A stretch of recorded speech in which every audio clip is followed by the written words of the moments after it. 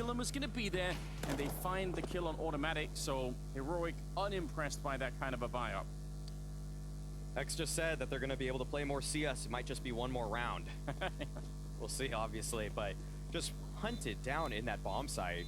Hex, a man that you would have said in the prior maps was a stable pair of hands, but it has been tough for him to find that sort of form here on Mirage. Heroic comprehensively defeating him in this round and the first half. It's actually a mistake I see less nowadays, but even a couple of years ago, I saw it all the time when people were anchoring the B-bomb site on this map, is they would do the jump spot, or they would just generally get warning that there was going to be some sort of a B attack with a flash going over.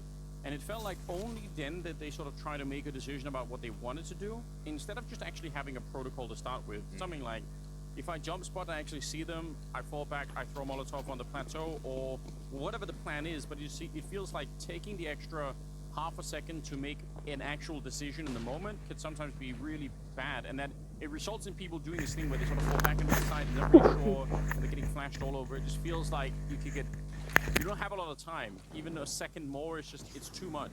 Need to have that decision tree mapped out before the action even comes your way. Look at this though. EG, it placed 3 people on this B bomb site. Wiz only able to get the 1 though. Reese lies in wait though. And this might be the X factor here, unless Tessus, it's a blinder like that. And you can contrast that with the other round that we had, with Tessus was in the back by the bench, and the whole idea is you must stay alive back there to really activate the boost position, because they just wiped out everything else. So there was, even if they get that one on Tessus, they probably still win the round. Heroic, they just had so much control. Sometimes just maintaining those crossfires is more important than finding your frag. Yeah, it's all about enabling your teammates in situations like those, but sometimes you just get shot immediately. Tessus, see this entry. Yeah. Oh wow, just destroyed. Okay. I just think Hex was admiring that. I think he probably is. He's obviously excited about Counter-Strike. As are we. Yeah, we're having a good time, aren't we? And so is Down. I think the last kill that he got in that round is a good indication of the kind of level that he's hitting. Just kind of walking up the connector and getting a really clean headshot. 14-4. Heroic, they have all of the money, and EG most certainly do not. USPs and a single taser, and I'm disappointed it's not on Hex. Yeah, I would love to see that. You know, a nice party popper. Oh, here we go. Yabby. Oh, nice. 3 kills for him, a 4th. As a matter of fact, 17 and 8. Yabby's been doing quite well for Heroic. Honestly, everybody's been really showing up for them in this map. Yeah, that's kind of the problem. Everyone, and then Stown is just a little bit above, but the fact that the rest of the lineup is there right behind him, it's fairly devastating what we're witnessing here. EG, yeah, falling flat just a bit, which is such a shame. Winning Nuke in such a comprehensive fashion, and obviously with the history of having just defeated Heroic in the last best of 3 that they played here at the groups, you'd want to see them try and do it again, but this just seems like there's more work to be done on the deeper map pool at the moment. Right now, the head-to-head for EG and Heroic, assuming Heroic wins this, would be 3-3. So we need a single BO1 decider, best of 7, to actually split the teams. But this is obviously the game that matters more in respect to the groups. This is the game that can move Heroic to the group final, where Vitality is awaiting them, and this would send EG down into the lower bracket, or and it's tough. You don't want to Heroic Vitality though, you're teasing me. That is a really cool game. I know, right? I want that to happen. As do I. It's gonna be a good one.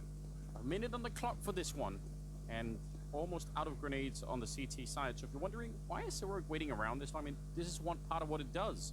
There's 1 smoke, 2 flashbangs left for the CT to try and defend with, and that's just based off the clock and obviously off the economy as well of EG.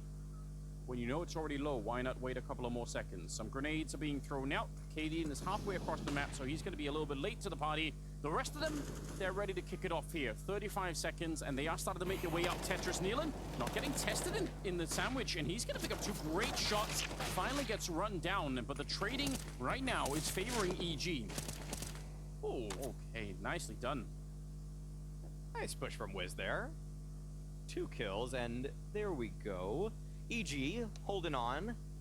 off the back of Nealon finding the early double.